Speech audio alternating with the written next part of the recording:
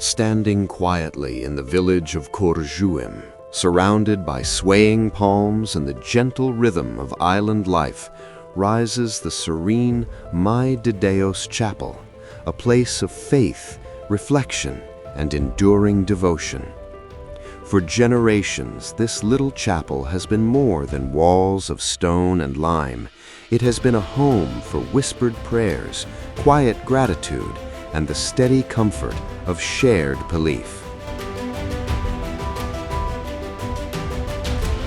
According to parish history, the chapel was built in the mid-1850s with the support of local benefactor João Filippe Ferreira and was blessed on 3rd May 1855, becoming a spiritual anchor for Corjuem and its people.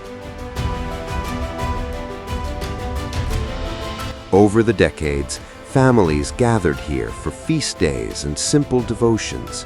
Children learned the rhythms of community life, and elders found solace in familiar hymns.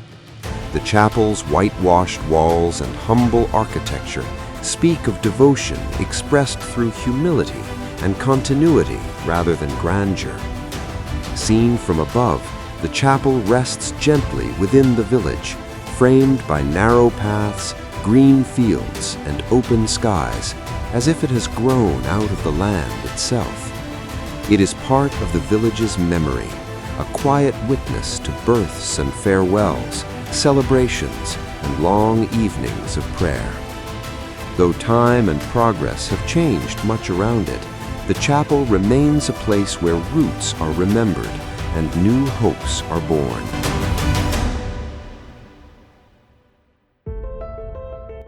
Today, more than 160 years after it was blessed, the Mãe de Deus Chapel continues to draw hearts to a quieter way of being, a small sacred space where generations meet and where the simple act of gathering keeps a shared history alive.